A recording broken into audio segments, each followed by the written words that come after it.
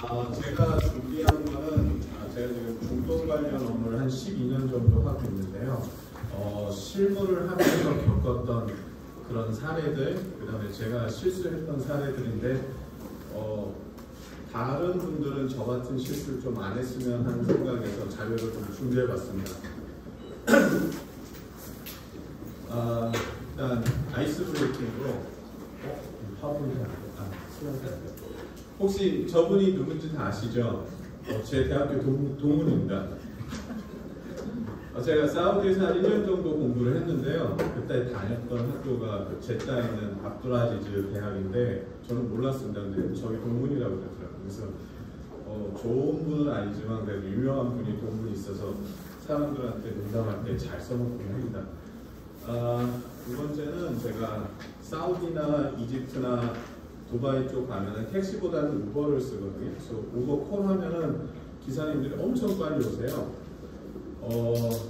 그래서 저는 몰랐죠. 왜 빨리 오시나. 근데 제 유저 네임이 사나거든요. 제 이름이 경산인데 경상도 친구들이 그냥 저를 사나 이렇게 해가지고 그냥 사나라고 이름을 줬는데 아랍어로 접속했으니까 저게 여자 이름이더라고요. 그래서 기사님들은 여자하고 한번 얘기 좀 해볼 기회가 있지 않나. 중동은 특히 사우디 같은 경우는 남자하고 여자하고 분리가 진짜 심하거든요. 그래서 여자하고 이성하고 대화할 기회가 전혀 없었습니다. 그때는 그분들은 되게 기뻐하면서 왔는데 이런 사람이 딱 내가 사나야 그러면 되게 실망을 많이 하시더라고요. 지금 저는 삼성전자에서 근무를 하고 있고요. 제 중동 관련돼서는 한 12년 정도 지금 업무를 하고 있습니다. 2014년부터 16년까지는 사우디하고 튀니지에서 공부를 했고요. 나머지는 이제 삼성전자 생활가전사업부에서 중동 담당 업무를 하고 있고, 현재는 중동하고 아프리카 쪽에 진출한 에어컨 소싱 담당을 하고 있습니다. 여기 지도는 제가 중동 업무를 하면서 다녔던 곳들, 공부했던 곳들 이렇게 표시를 해놔놨습니다. 제가 오늘 준비한 거는 크게 두 가지입니다. 간단하게 우리가 중동을 좀 너무 추상적으로 많이 보는 것 같아서 중동을 좀 어떻게 봐야 되나 그런 키워드들 몇 개로 구분을 좀 했고요. 그 다음에는 이제 사례 연구는 제가 업무를 하면서 느꼈던 힘들었던 거, 실패했던 거 그런 거 중심으로 정리를 했습니다. 근데 이 사례 연구에 나오는 자료나 방향이나 이런 저희 개인적인 주관이 많이 들어가 있기 때문에 약간의 인종차별도 포함되어 있을 수도 있고요. 국가 기하도 있을 수 있고, 그러니까 그건 좀 감안해서 이렇게 보셨으면 좋겠습니다. 중동은 되게 다양합니다. 먼저 정치적으로 보면은 왼쪽이 사우디인데요. 여기는 아직도 왕국이거든요. 왕이 있고 왕세자가 있고, 그리고 오른쪽은 이집트인데 대통령제입니다. 그래서 왕국과 공화국이 같이 존재하는 지역이고요. 두 번째는 잘 사는 나라와 부유한 국가들과 가난한 국가들이 공존하는 지역. 특히 산유국들은 대부분 부유합니다. 걸프 지역에. 그리고 기름이 안 나는 곳들은 가난합니다. 지금 오른쪽 사진은 이집트 보통 시장 사진이거든요. 아주 복잡합니다. 그리고 문화적으로 보수적인 나라와 개방적인 나라. 왼쪽은 사우디 쪽이거든요. 사우디는 아직까지 이슬람 원리주의, 와하비즘 이런 게 있어가지고 되게 보수적입니다. 집안에서는 몰라도 바깥에서는 보수적이고요. 그 다음에 오른쪽은 마그립 지역, 모로코, 튀니지, 알제리 되게 개방적이고 다양합니다. 그리고 두 번째는 지형적으로 사막이 있는 나라들도 있고 오른쪽처럼 진짜 산이 있는 나라들도 있거든요. 그래서 중동이 다 사막은 아니다. 산이 있는 나라도 있다. 그래서 다양합니다. 그래서 보면은 보통 저희가 중동 하면 생각하는 게 아랍어 쓰고 무슬림이고 그 다음에 좀 잘 사는 나라. 이렇게 해서 보면은 저기 파란색으로 칠해놓은 사우디, UAE, 카타르, 쿠웨이트, 바레인, 오만 이쪽 GCC 걸프 지역 쪽 국가들을 많이 보시는데요. 일단 키워드를 정치 관점에서 이게 왕국이냐 아니냐, 그러면 왕국이 아닌 나라들도 되게 많거든요. 그 다음에 두 번째 기름이 나는 산유국이면서 고소득 나라냐, 부자 나라냐, 아니면은 기름이 안 나서 진짜 가난한 나라냐, 그걸로도 구분할 수 있고요. 그다음에 언어하고 종교는 대부분 아랍어를 쓰지만은 아랍어를 안 쓰는 나라들도 있습니다. 이란 같은 경우는 페르시아어 쓰고, 그다음에 튀르키예는 터키어 쓰고, 이스라엘은 당연히 안 쓰고요. 그다음에 종교도 저희가 다 무슬림으로 이렇게 하고 있는데, 레바논 같은 경우는 종교가 되게 다양하고요. 그다음에 이집트 같은 경우에도 우리가 무슬림 국가라고 보지만 거기에 기독교 인구가 10% 정도 되거든요. 후티고요. 그래서 의외로 종교에 대해서도 이슬람 국가들 안에서는 되게 포용력이 있다라고 자기네들은 얘기를 하고 있습니다. 그다음에 외교는 친미와 반서방 요걸로도 극명하게 구분이 되고요. 그다음에 중동 국가들이 딱 세 개로 구분이 됩니다. 위치로 걸프 지역, 뭐 사우디, 오만, UAE 있는데, 그다음에 그 위에 있는 레반트 지역, 그다음에 북아프리카 지역, 이렇게 세 개로 구분해서 보시면 중동 국가들이 더 잘 보이실 겁니다. 그다음에 사막 국가인지 아닌지. 그래서 제가 이렇게 적어드린 요걸로 보시면은 중동을 조금 더 다양하게, 그다음에 국가들 그 나라비 세우는 데 도움이 되실 거라고 보고 있습니다. 제가 오늘 가져온 케이스는 사우디하고 이집트인데요. 먼저 이제 사우디하고 이집트가 어떤 나라인지 간단하게 몇 가지 주요 경제 지표 갖고 한번 비교를 해드리겠습니다. 옆에는 제가 한국을 좀 참고로 썼습니다. 한국이 있으면 비교 대상이 좋아가지고요. 일단 인구 같은 경우 보면은 이집트가 넘사벽입니다. 이집트는 중동에서 인구가 제일 많은 국가거든요. 1억 명이 넘고요. 그 다음에 GDP 관점에서 보면은 사우디하고 한국이 거의 비슷한 수준이고, 대신 이집트는 되게 낮은 수준입니다. 그래서 1인당 GDP를 보면은 사우디하고 한국은 3만 불 수준이 나오고, 이집트는 아직까지 4천 불. 그 다음에 이제 합계 출산율, 출산율은 저기 중동 국가들은, 아랍 국가들은 상당히 높습니다. 사우디가 2.2, 그 다음에 이집트 3.3. 그래서 젊은 국가들이고요. 그 다음에 관광산업 비중, 이거는 좀 제가 재밌어서 가져왔습니다. 한국 같은 경우 저희가 관광산업에 되게 많이 투자를 하잖아요. 그래서 2019년 기준으로 코로나 전이죠. 한국 방문자 수가 1,700만 명이거든요. 그리고 이제 이집트가 1,300만 명. 이집트 같은 경우는 그냥 일반적으로 피라미드, 스핑크스, 나일강, 그래서 한번 가봤으면 좋겠다, 뭐 이런 생각을 저희가 하는데, 사우디 관광객 수가, 방문자 수가 1,300만 명이거든요. 그래서 좀 이해가 잘 안 되실 거예요. 근데 사우디 같은 경우에는 이 마르지 않는 관광객의 그 근본 원인은 이쪽에 그 메카 메디나라는 성지가 있지 않습니까? 그럼 무슬림들은 그 자기가 무슬림이 딱 되는 순간부터 5개를 인생에서 해야 되거든요. 그 중에 하나가 죽기 전에 성지순례. 그러면 사우디를 가야 되는 거거든요. 전 세계 무슬림이 한 지금 20억 명 되는데, 그분들이 죽기 전에 한 번씩은 사우디를 가야 되는데, 사우디가 의외로 관광업 관련해서 방문자 수가 높은 국가 중에 하나입니다. 그리고 이제 중동 안에서 좀 이집트하고 사우디를 구분해 보겠습니다. 이건 제 개인적인 생각이거든요. 그래서 사우디는 제가 보기에 기름이 나는 이슬람의 2개의 성지를 지키는 왕국입니다. 국왕이기 때문에. 그 다음에 이집트 같은 경우는 돈은 없지만은 아랍 국가들 사이에서 어느 정도 외교적으로도 영향력이 좋고, 분쟁이 있을 때 중재를 할 수 있는 그런 능력을 갖고 있는 국가라고 저는 보고 있습니다. 먼저 종교적으로 보면은 사우디는 이슬람의 성지인 메카 메디나가 있기 때문에 되게 중요한 국가고요. 반면에 이집트는 그런 사우디와 같은 성지가 없지만은 이슬람 쪽에서는 나름 거의 하버드 수준의 대학인 알-아흐라즈 대학이 있어서 되게 중요한 위치를 차지하고 있습니다. 석유 산업을 보면은 사우디는 다들 아시다시피 오펙 핵심 회원국이지만은 이집트는 산유국이 아니라서 되게 좀 경제적으로 어렵습니다. 그다음에 정치적 영향력을 보면은 사우디는 GCC에서 되게 영향력이 큽니다. 그래서 UAE한테도 영향력 행사를 하고, 카타르, 쿠웨이트, 바레인 다 영향력을 행사를 하고 있고요. 그다음에 이집트 같은 경우에는 GCC 국가들에 대해서 직접적인 영향은 없지만 다른 아랍 국가들에 대해서 이렇게 중재자 역할을 할 수 있는 아랍 연맹 본부도 있고 그래서 상당히 영향력이 있는 국가라고 이렇게 보시면 됩니다. 그다음에 문화적 영향력 보시면은 사우디는 아직까지 보수적인 국가입니다. 나름 이슬람 원리주의 와하비즘도 있고 그래가지고 문화에서는 되게 빈약하거든요.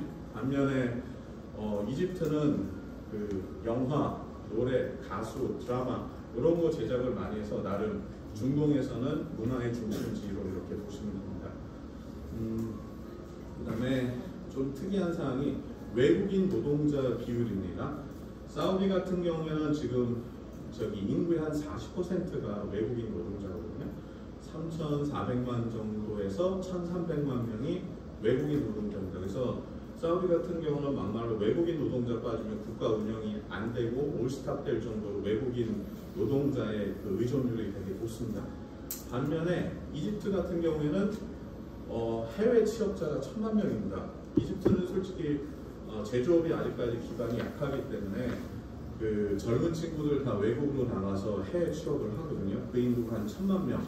그래서 외국인 노동자 기준으로 봤을 때는 사우디는 수요자고 이집트는 공급자 이렇게 보시면 되겠습니다. 그 다음에 외화 취득이 되게 중요한데요. 사우디는 원유 판매해가지고 외화가 빵빵합니다. 외환 보유고가 24년 11월 기준에 1,600억을 한국하고 거의 비슷하죠. 반면 이집트는 외화 취득이 되게 어렵습니다. 공급이 딱 3가지거든요. 젊은 친구들 해외 취업해가지고 송금하는 거 해외 송금액, 그다음에 수혜주나 통과 수수료, 그다음에 관광산업 요 3개로 외화 취득을 하고 있고요. 그러면서 최근에 코로나, 그다음에 러시아 우크라이나 전쟁, 수혜주나 봉쇄 이런 것 때문에 외환 위기에 상당히 취약한 국가입니다. 그래서 저는 지금 가전제품을 팔고 있기 때문에 가전제품 관점에서 수입관세를 보면 사우디는 쉽게 들어갈 수 있는 국가, 이집트는 수입관세가 60%이기 때문에 쉽게 갈 수 없는 국가, 이렇게 저는 보고 있습니다. 사례 연구, 일단 사우디 유통 먼저 설명해 드리겠습니다. 먼저 사우디에서의 삼성전자입니다. 저희 회사는 1990년대 중반에 지점 설립을 했고요. 그다음에 2016년서부터 판매법인 설립 준비를 해가지고 18년에 설립해서 지금은 판매법인으로 이렇게 리야드에서 이렇게 운영을 하고 있습니다. 다들 여기 사업을 직접 하시는 분들이기 때문에 지점과 법인의 차이를 잘 아실 겁니다. 그래서 저희 같은 경우에는 이제 법인 설립을 하면서 기존에 지점에서 운영을 했던 그런 대신 판매를 해주는 대리상들, 디스트리뷰터들하고의 관계 정리 때 되게 많이 힘들었습니다. 계약서부터 이런 거. 그래서 그때 발생했던 일들, 그다음에 아직까지 정리가 안 된 상황들, 그거 위주로 이렇게 말씀을 드리겠습니다. 사우디는 한국보다 그냥 국토 면적으로 보면 21배 정도 큰 국가인데요. 근데 대부분 다 사막이고 그렇기 때문에 도시에 많이 몰려 삽니다. 그래서 사우디의 상권을 보실 때 딱 3개 도시만 잡으면 사우디는 먹었다라고 이렇게 표현할 수 있거든요. 그래서 3개 도시가 어디냐? 그러면은 일단 홍해를 끼고 있는 제따는 예전서부터 성지 순례 방문객들이 반드시 찍어야 되는 항구 도시거든요. 그렇기 때문에 성지 순례의 관문이고, 사우디가 보수적이지만은 제따에는 여러 인종들이 이렇게 살고 있고 왔다 갔다 하기 때문에 나름 사우디에서 되게 다양한 문화를 갖고 있는 도시라고 보시면 됩니다. 그다음에 두 번째 리야드 중간에 있고요. 지금 사우디 왕가가 출신지입니다. 그래서 왕족의 도시, 그다음에 정치의 중심지 이렇게 보시면 되고, 이제 담맘은 이란 앞에 있는 곳이고 여기서 대부분의 석유들이 나고 있습니다. 그래서 여러분들도 아시는 아람코 있지 않습니까? 아람코 본사가 이쪽 담맘에 있습니다. 그래서 석유의 도시라고 이렇게 기억하시면 됩니다. 사우디는 요 세 개 도시로 많이 움직이는데요. 1990년대 중반에 저희가 사우디에 맨 처음에 진출을 했을 때 저희가 시장 상황에 대해서도 잘 모르고 하기 때문에 그 디스트리뷰터를 하나 찾았습니다. M이라고 그냥 표현하겠습니다. 그냥 그 패밀리 네임이 마트블리라고 하는데 그 M 가문을 파트너사로 선정을 해서 이렇게 비즈니스를 했습니다. 보통 사우디 같은 경우에는 가문이 비즈니스를 하는 경우가 되게 많거든요. 가족 중심 비즈니스가 많기 때문에 그쪽하고 이렇게 비즈니스를 했는데 2000년대 보고 2010년대 오면서부터 비즈니스 판매량이 잘 안 나오는 거예요. 보니까 이제 사우디의 인구 중심지가 제타에서 리야드로 다 이전을 했는데 그럼 리야드에서 조금은 더 판매나 이런 걸 확장을 해야 되는데 M사는 그거를 잘 못했습니다. 그래서 얘네들이 왜 못하지? 이렇게 추적해서 묻고 하니까 약간 그 M사의 그 가문의 그 배경 그거하고 연관이 되더라고요. 제타에서 이렇게 성장한 가문이거든요. M은. 그런데 문제는 뭐냐면은 이 친구들이 사우디 태생이 아니고 이집트 출신들입니다. 이집트 출신들이 이렇게 제타에서 왔다 갔다 하면서 비즈니스를 하다가 이제 사우디가 1930년도에 그 국가 공인을 했는데 그때는 인구가 없으니까 그냥 사우디 안에 사는 사람들 다 그냥 사우디 국적을 줬습니다.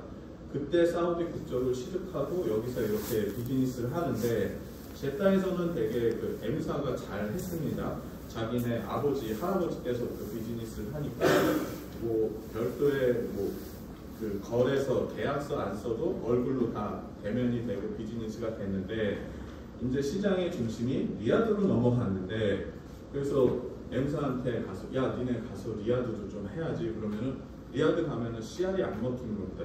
그 리야드에 있는 그 거래선들이나 유통들 보면은 뭐야 쟤네 이집트에서 온 애들이 뭘 한다고 우리한테 하지? 라고 하면서 약간 배타적인 그런 거를 뚫고 못 들어가는 상황이 많이 있었습니다. 그래서 첫 번째로는 파트너사의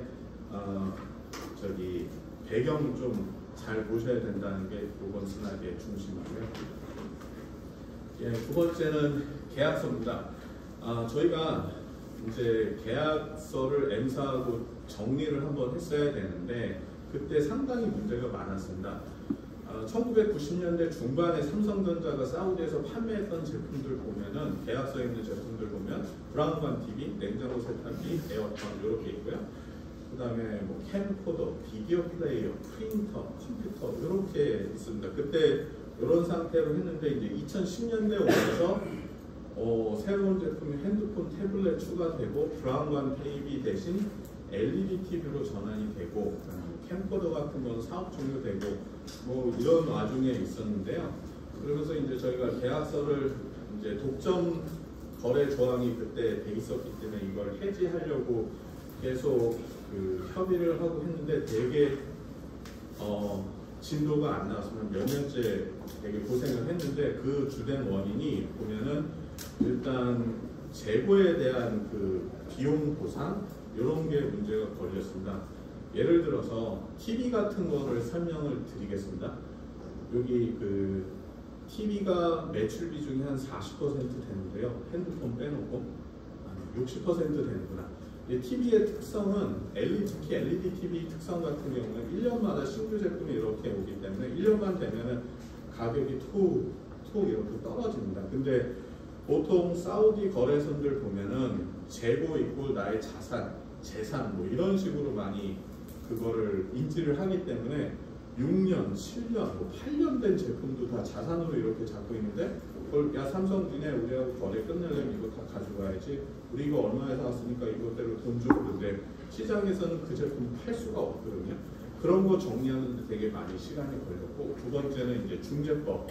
중재지가 이제 두바이로 그때 돼 있었습니다. 근데 외국 기업이 두바이 가서 사우디 거래선하고 이렇게 소송이나 이런 걸 붙으면은 두바이도 아랍 사람들이니까 사우디 쪽에 되게 신화적인 이런 방법이 이렇게 되거든요. 그래서 그런 것도 실패했고 그 다음에 90년대 계약할 때 잘 모르고 선배님들이 그 익스클루시브 디스트리뷰션 뭐 이런 독점 계약 뭐 이런 게 있어가지고 정리하는데 되게 힘들었습니다. 그래서 계약서 진짜 중요하고요. 그리고 계약 항목에 대해서 잘 한번 고려를 해보셔야 됩니다.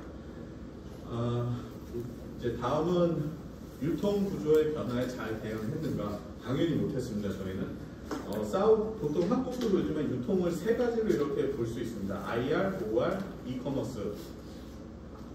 IR은 인디펜던트 리테일러라고 하는데 보통 그 전파사, 그다음에 학고방, 뭐 순돌이 아빠 이런 식의 그런 작은 매장을 생각하시면 됩니다. 그다음에 OR 같은 경우에는 홈플러스, 이마트, 뭐 저기 하이마트 이런 수준의 좀 큰 매장이고요. 그다음에 이커머스는 쿠팡 같은 온라인이고. 1990년대에 저희가 비즈니스를 에마도 시작했을 때는 사우디의 대부분 유통이 IR 쪽으로 치중이 돼 있었습니다. 그렇기 때문에 제타 같은 경우에서 M 패밀리가 가서 이렇게 하면은 크게 문제 없이 다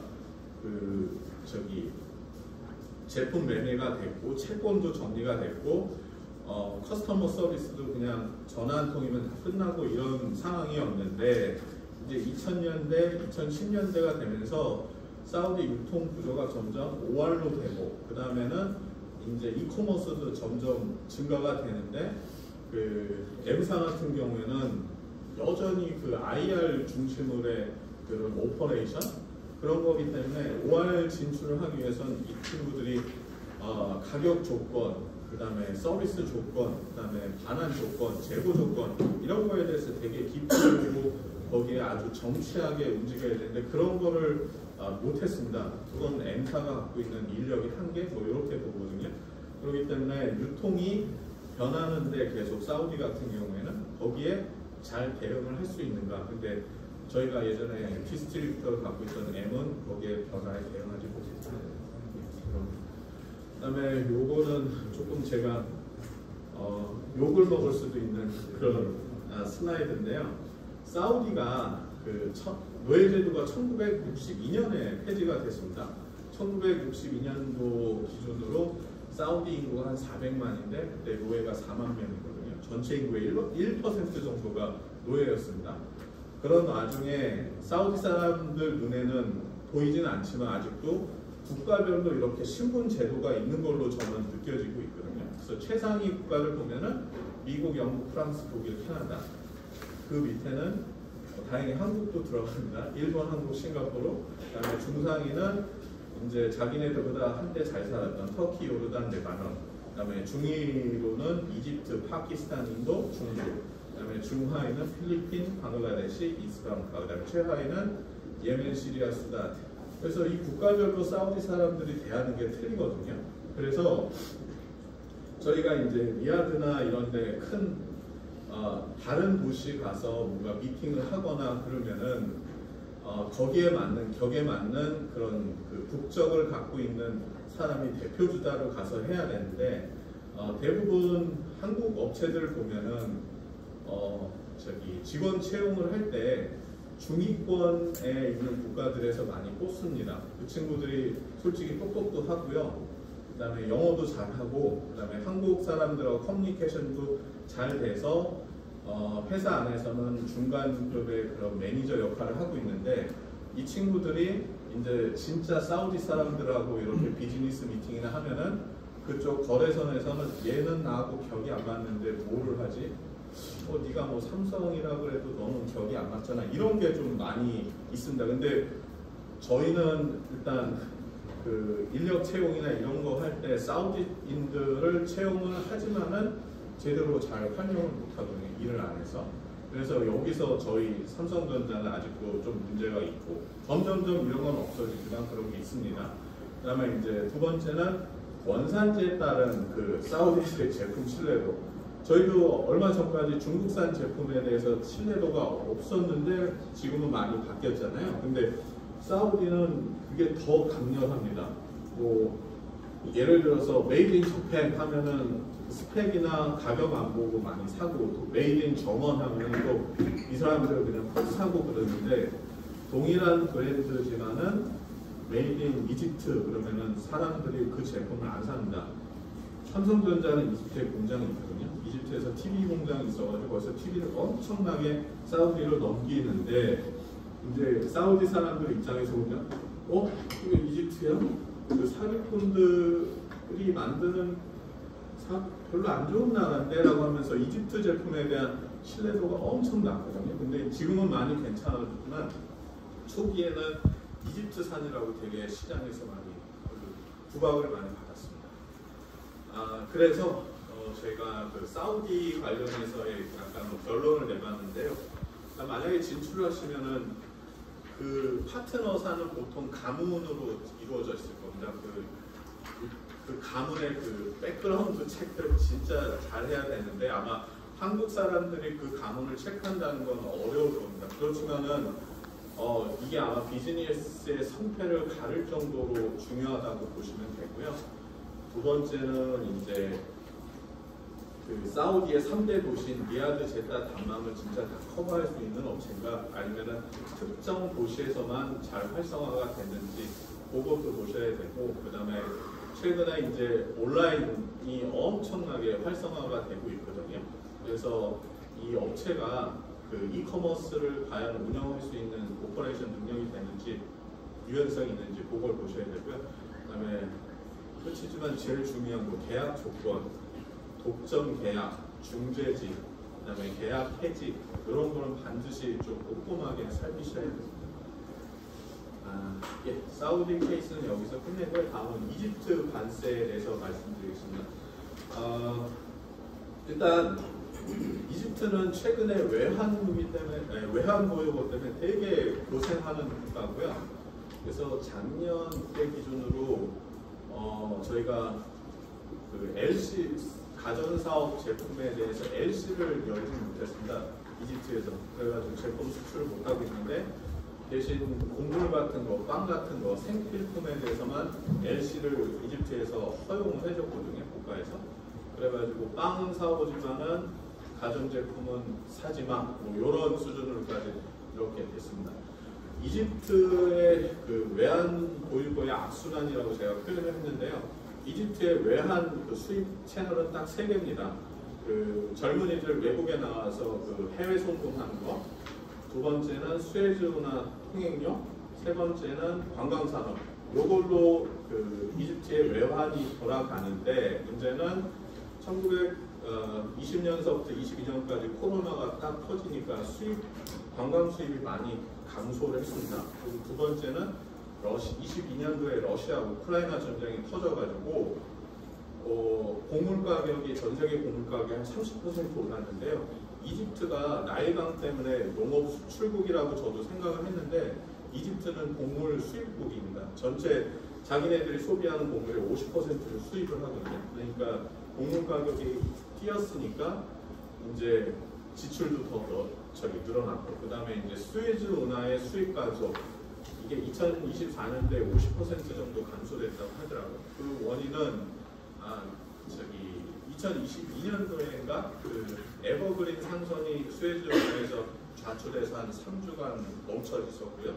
그다음에 최근에는 작년서부터 그 후티 반군이 예멘에 있는 후티 반군이 홍해 지나가는 상선들한테 막 로켓포 쏘고 미사일 쏘고 그러지 않습니까? 그러니까 수에즈 운하를 가려던 상선들이 아프리카 희망봉으로 돌아서 이렇게 가면서 그 수에즈 운하 통과하는 상선의 그 수가 50% 감소가 됐습니다. 그래서 이집트는 진짜 외환이 거의 뭐 없다시피 해가지고 IMF에서 이렇게 차관비 도입하고 막 하는데, 그러면서 이제 이집트 파운드와의 그 환율은 원래는 1달러당 한 20파운드, 이집트 파운드인데 지금 한 50까지 이렇게 계단처럼 툭툭툭 뛰고 있고요. 그 다음에 이집트 인구가 진짜 어마어마하게 증가하고 있거든요.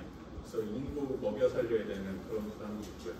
그래서 이집트는 지금 외환이 가장 큰 문제입니다.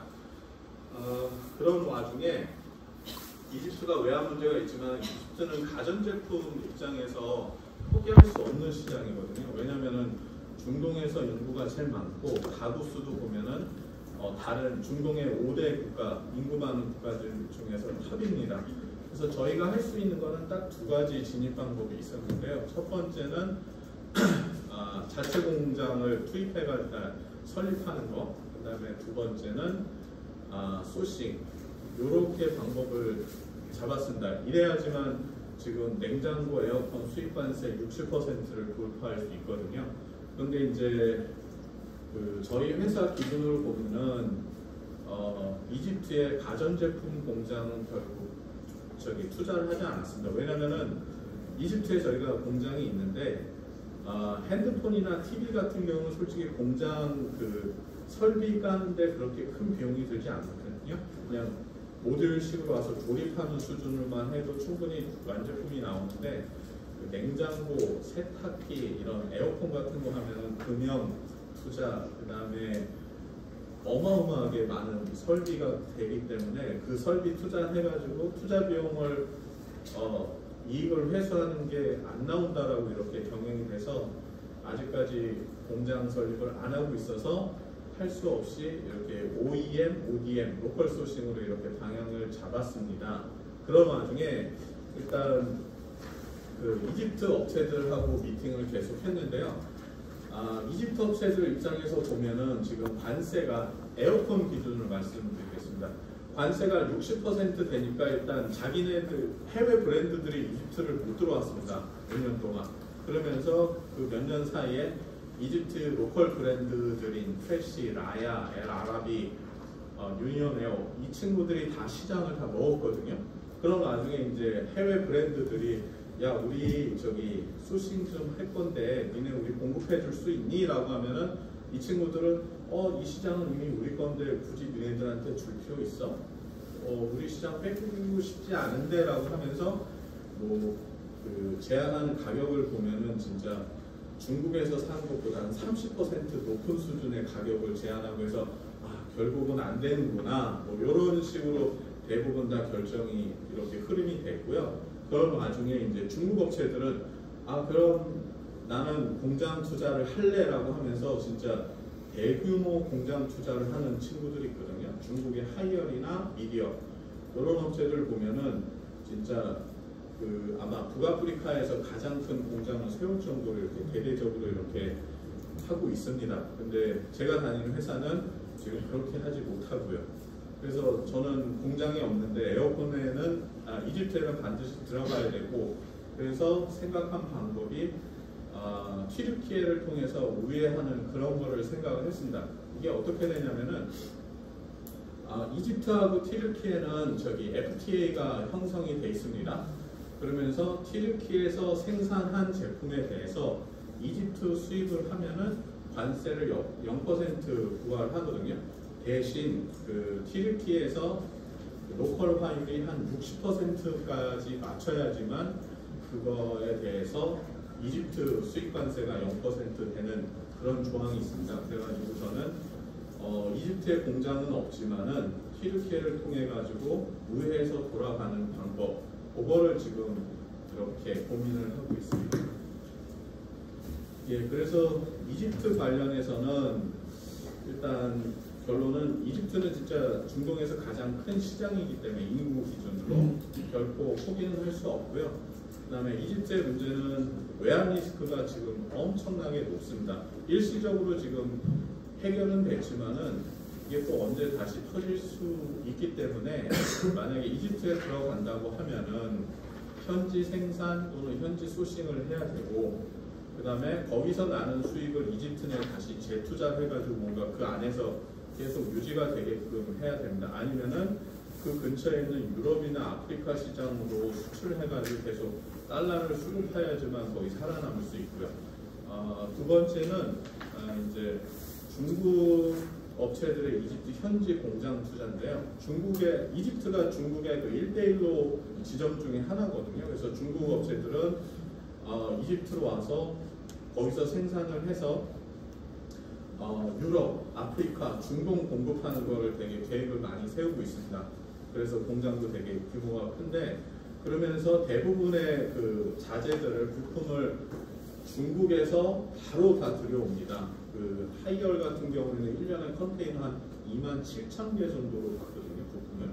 그러면서 이제 중국 업체들의 대부분의 전략 방향은 초기 안정화, 요건 한 보통 업체들이 한 2년 정도 걸려서 안정화시키고 그 다음 단계가 야 이제 중국에서 들어온 것 좀 줄이자, 이집트 로컬에서 부품 좀 찾아봐, 그래가지고 이집트 현지에서 부품을 찾는 거에 되게 집중을 하고 있는 단계거든요. 그래서 부품 관련해서는 이집트도 한번 도전해 볼 만한 그런 시장이 아닌가라고 저희 개인적으로 이렇게 생각하고 있습니다. 그 다음에 이제 이집트가 수입 관세가 60%지만은 이제 튀르키예를 통해서 우회해서 진출할 수 있는 가능성은 있다. 이렇게 결론을 내리겠습니다. 일단 제가 준비한 거는 다 끝났고요. 질문 있으시면은 질문해 주시면 되겠습니다. 예. 중국 국가 중에서 예. 냉장고 있잖아요. 예. 냉장고 국가는 거기 이제 집에서 어느 정도 음식을 한다는 게 그런 게 있으니까 냉장고를 하는 거잖아요. 예. 혹시 그 냉장고 판매가 제일 많은 국가들이 좀 알 수 있어요? 냉장고 판매가 많은 국가는 제가 시장 자료가 솔직히 없어서 그거는 잘 말씀드릴 수가 없는데, 그냥 중동에서 냉장고 관련해서 다른 국가에서 보이지 않는 패턴이 하나 있거든요. 라마단 시즌이 되면은 냉장고 수요가 그 전에 쭉 올라간다. 올해 같은 경우 라마단이 아마 3월에 시작할 거예요. 그러면은 이제 라마단 딱 되면은 냉장고에다 저희 뭐 김장하듯이 하루 그냥 엄청나게 음식을 박아놓고 저녁 때 뭐 요리를 하고, 그래서 그런 이제 국가별로 수요보다는 일단 그 시즈널러티, 라마단이 언제 있느냐에 따라서 그 전에 피크 뛰고 라마단 끝나면 줄어들고 또 이런 그런 형태를 보이고 있습니다. 그런데 이제 냉장고가 일반적으로 좀 비싸잖아요. 예. 혹시 그 판매가 그래서 어느 국가, 그 국가들 중에 좀 어디가 좀 판매가 잘 되는 음식 그런 부분인가요?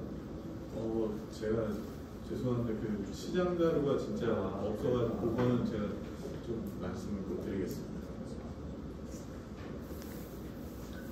예. 이집트의 경우 과거에 지금도 아마 그럴지 모르겠는데 여행 위험 국가로도 지정이 되었었잖아요. 예. 그 위험에 대한 부분에 대해서는 어떻게 분석을 하고 있습니까? 사업 비즈니스에 대한. 이집트 여행에 대한 여행을 할 때 예. 여행 자제 국가로다가 지정이.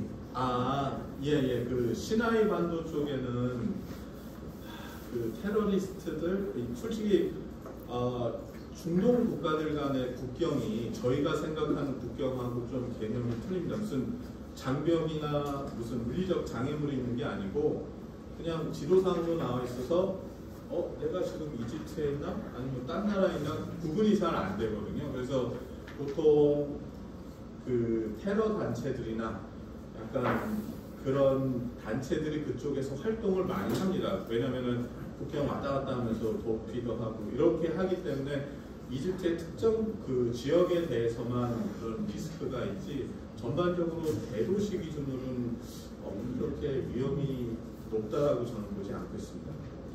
이동에 대한 그런 부분에 대해서 위험하기 때문에 여행에 대해서 자제를 권고했고 지금 그 상황은 지금도 유지되고 있는 건가요? 그건 저도 외교부 쪽에 들어가봐야 알겠는데. 좋습니다. 그럼 예. 그렇고요. 그렇다면 그 사업 쪽의 측면에서 봤을 때 지금 예. 보게 되면 관세 장벽이나 이런 얘기도 했지만 그 이외에 어떤 테러에 대한 위험 아니면 다른 자금 회수에 대한 위험 이런 부분에 대해서는 리스크는 어느 정도 있습니다. 예. 그 정도의 차이를 좀 설명 좀 해주셨으면 하는데요. 이집트에서 돈을 들고 나오기가 이제 뭐 이집트 돈으로 들고 나오면 괜찮지만은 보통 저희가 한국에서 수출할 때 달러로 이렇게 거래 그 통화를 지정하지 않습니까?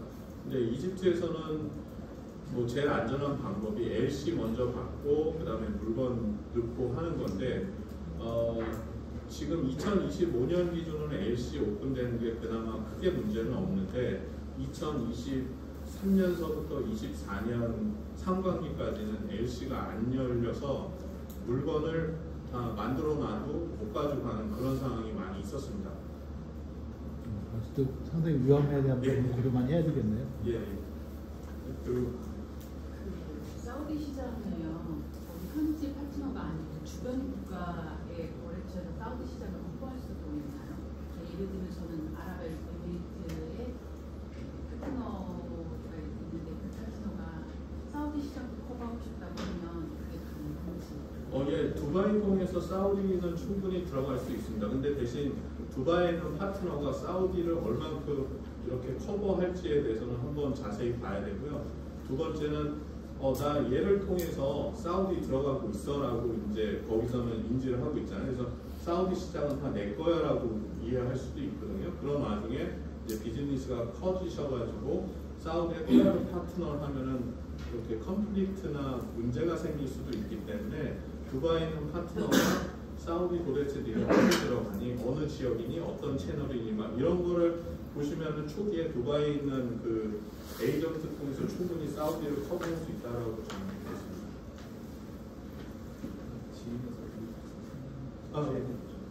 예, 그러면은 저기 추가 질문 사항은 저희 상담 시간에 하겠습니다. 감사합니다.